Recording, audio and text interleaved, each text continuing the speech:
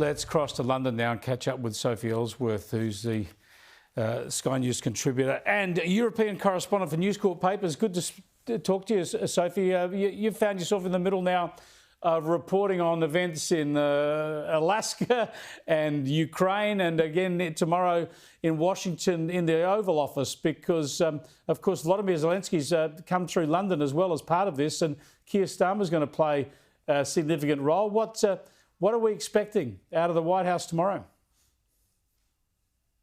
Well, that's right, Chris. Just last week, Volodymyr Zelensky was here in London meeting Sir Keir Starmer at Downing Street.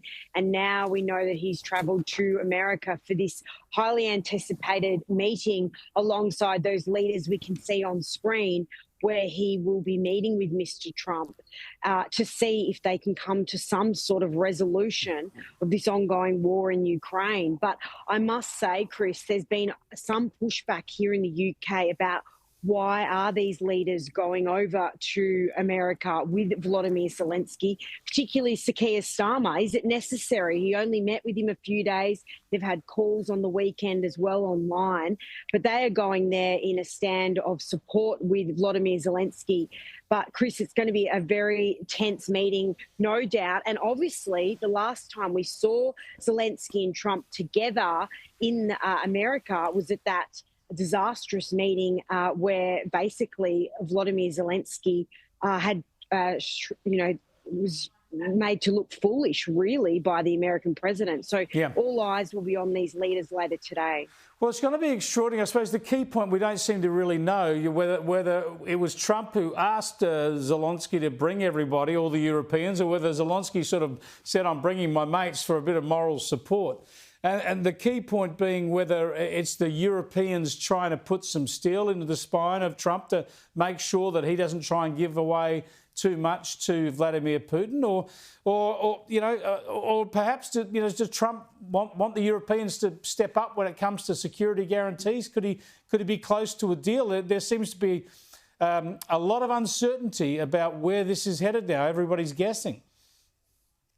Well, that's right, Chris. And I was listening to radio reports this morning that said these European leaders were invited by the US president to come to America to meet with him. There were some people on radio this morning saying they were disappointed in Italian Prime Minister Giorgia Meloni. We know she's a right-leaning politician who's gone along with these leaders. She will be there among many others that will be there.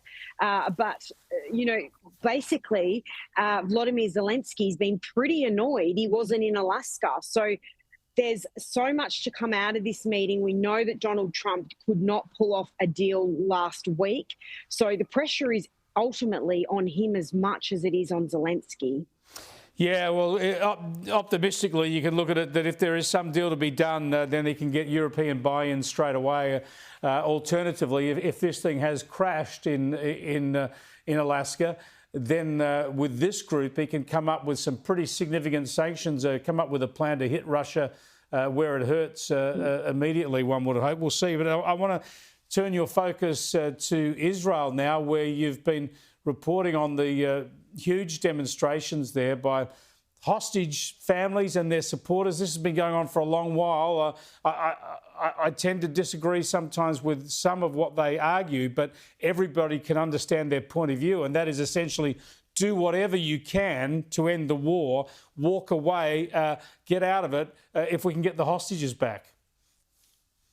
Well, that's right, Chris. We saw these huge protests, arguably the biggest protest since October 7 across Israel on the weekend. Many people took work off. We know Sunday's a working day in Israel. Many people did not go to work. They protested all around the country, many turning against the government, turning against the Prime Minister, and demanding that action be taken so that these hostages are released, Chris. So, look, tensions are obviously very high. They have 20 hostages, alive hostages still in Gaza. But, Chris, the issue I have with this is that journalists cannot get into Gaza. The government has said that they will allow journalists in there. There's so much criticism of the information coming out of the Israeli government and also coming out from Hamas, of course, the terrorist organisation. But it is very difficult as a reporter to weave through this and wade through it to realise what is actually going on in there, because as we know, foreign journalists are not allowed into Gaza. Yeah, but this is the trouble. All we get out of Gaza is Hamas propaganda, and much of the media runs it as fact. And if journalists went in there, could they be the next hostages? It's a hell of a situation. I just say release the hostages. That's the starting point. These animals are still holding 20 live people and holding 30 dead bodies as bargaining chips. And Israel will happily accept them back tomorrow. It's not Israel who's holding them hostage. Shocking situation. Thanks for your coverage of it, Sophie. I appreciate it.